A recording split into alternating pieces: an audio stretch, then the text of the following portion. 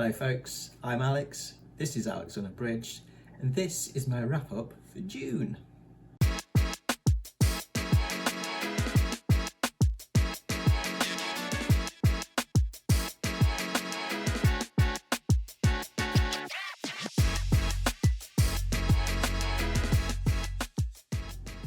So welcome back to the channel if that is the case. Yes, time to go through what I read in June.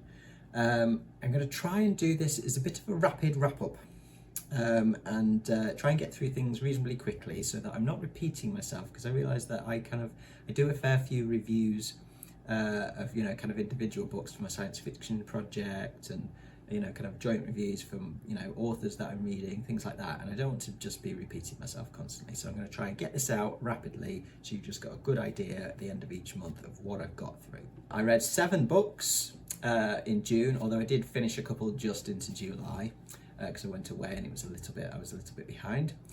4 of those were physical books from the library.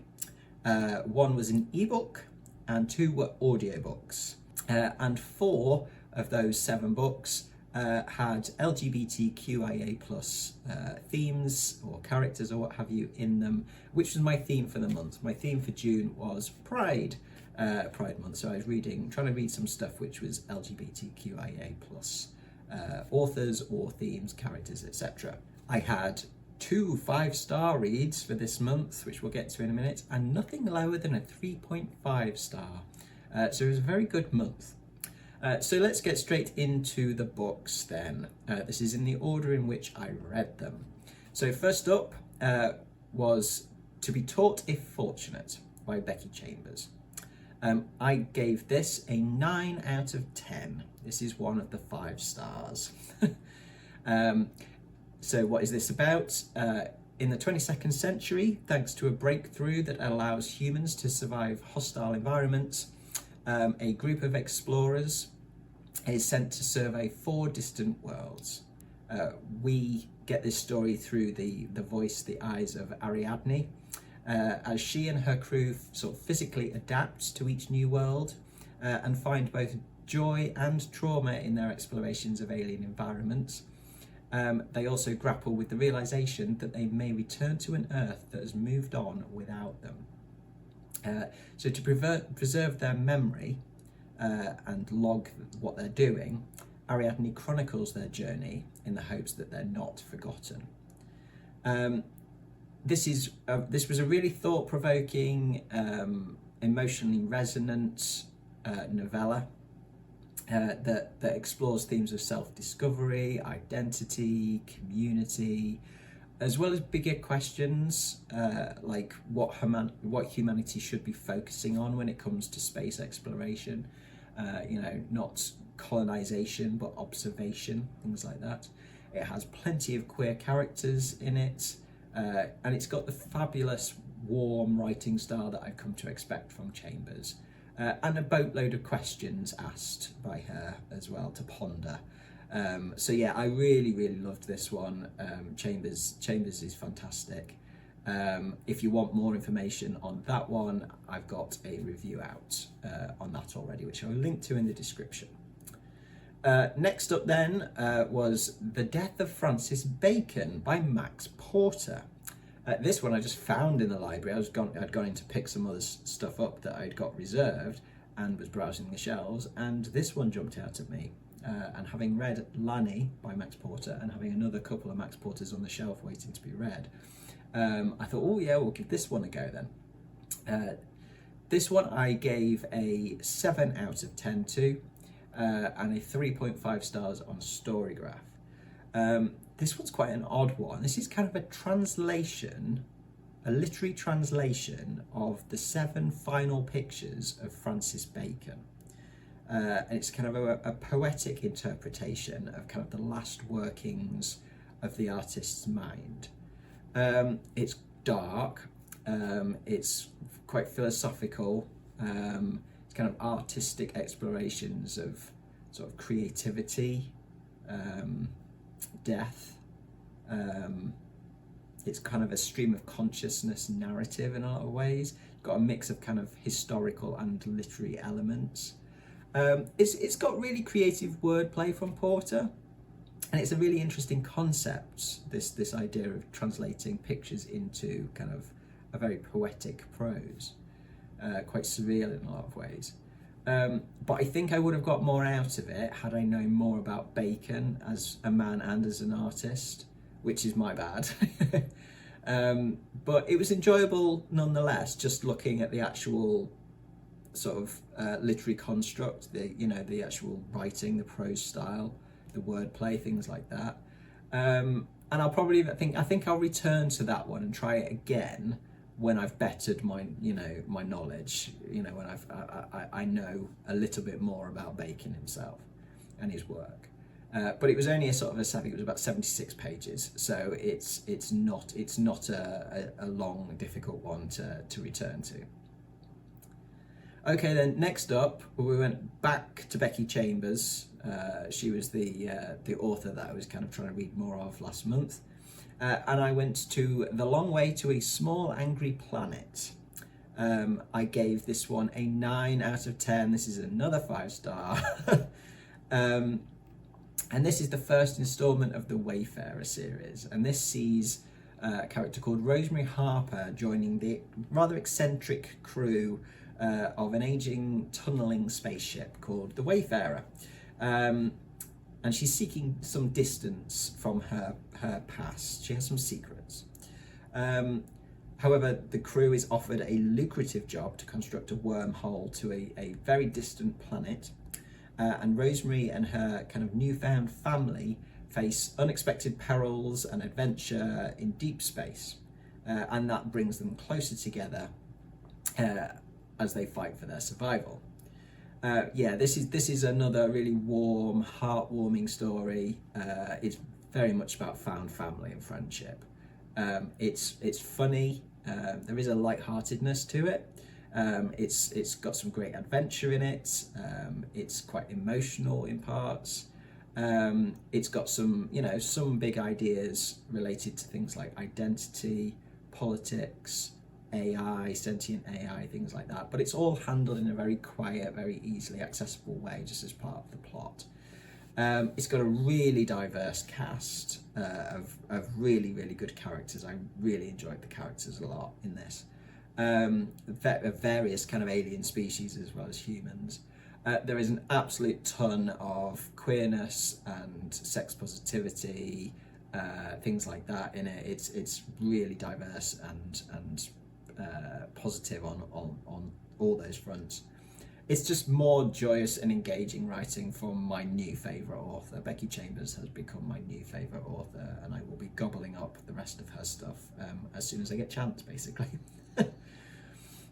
Again, a review for that is out already, along with To Be Taught If Fortunate. So a link in the description for that.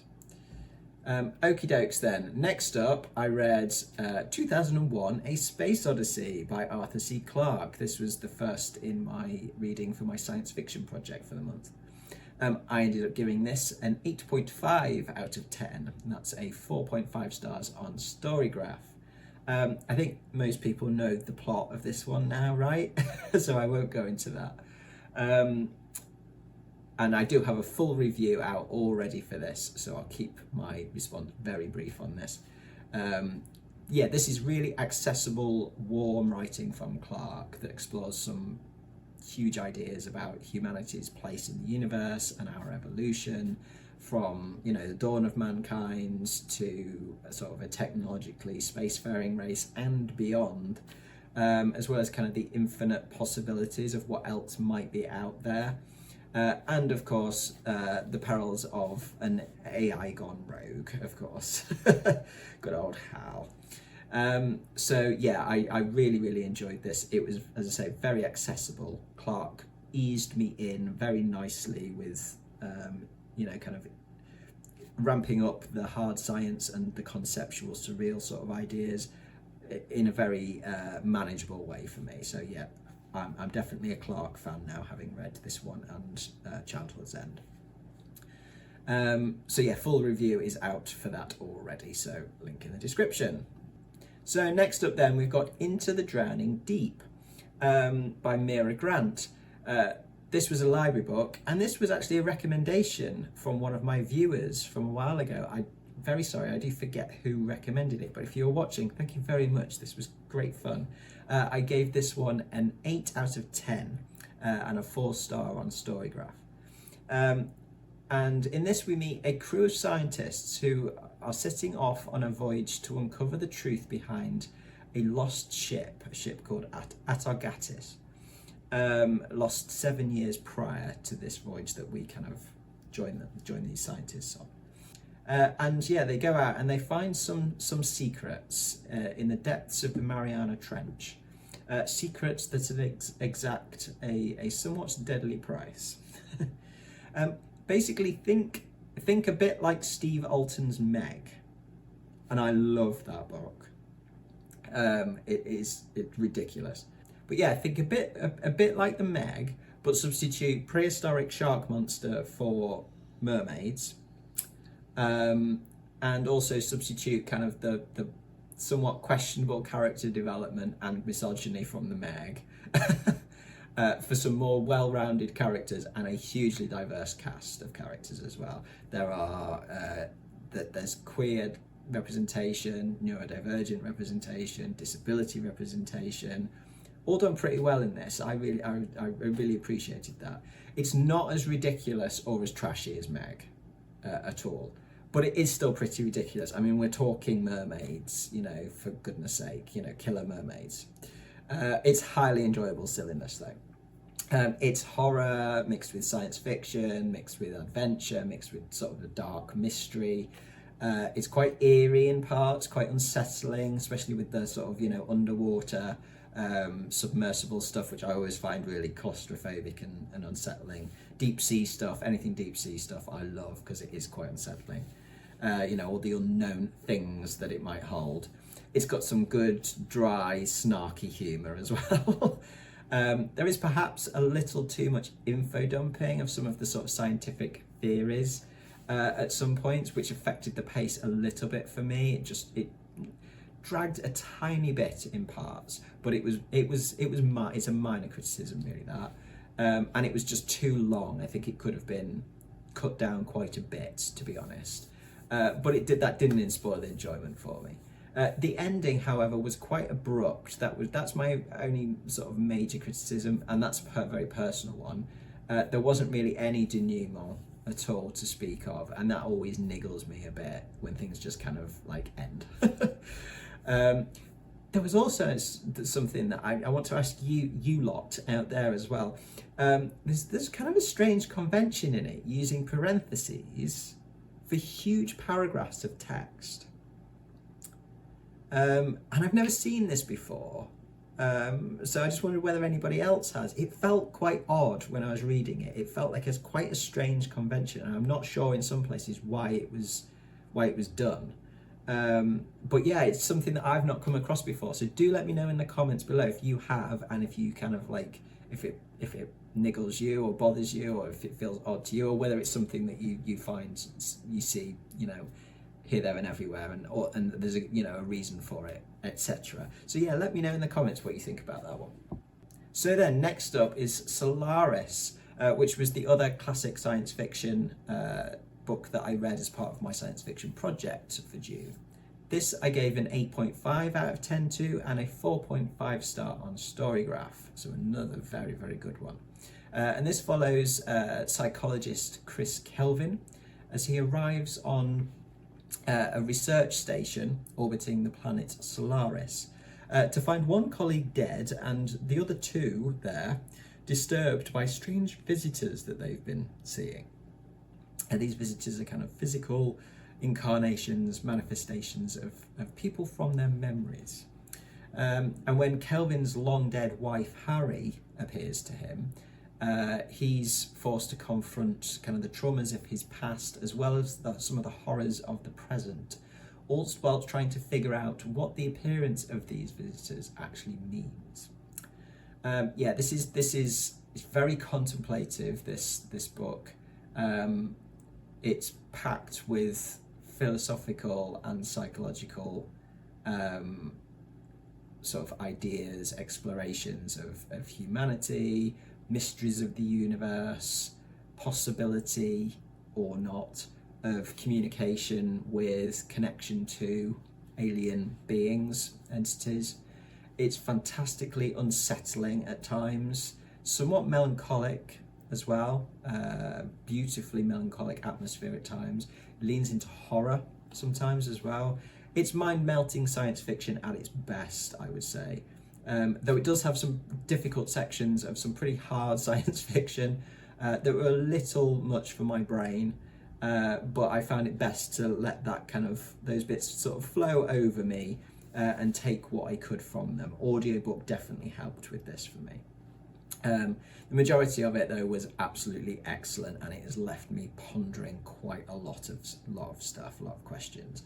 I do have a full review of Solaris, looking at the book and a little bit about the Tarkovsky film as well, if you want to check that out. Again, link is in the description. And then finally, the last book that I read for June was A Small Apocalypse by Laura Chow-Reeve. I had this as an ARC from the publisher, which was Northwestern University Press. And this is a debut collection of short stories from Chow-Reeve, who is a Chinese-American writer. And it explores what it is to kind of exist in the in-between. I gave this an 8 out of 10 and a 4-star on Storygraph. This is a really I feel quite a well-balanced mix of kind of the weird and the uncanny, along with kind of realistic and grounded stuff. It contains stories that kind of show quite a range to Chow-Reeve's writing. Some of the things that you've got in there are things like people sort of turning into sort of reptilian beings, a group of queer characters dealing with the death of their friends in very different ways, a woman being taught to pickle memories by her grandmother, a lone woman spending an apocalyptic night in a cinema having a movie marathon during a hurricane.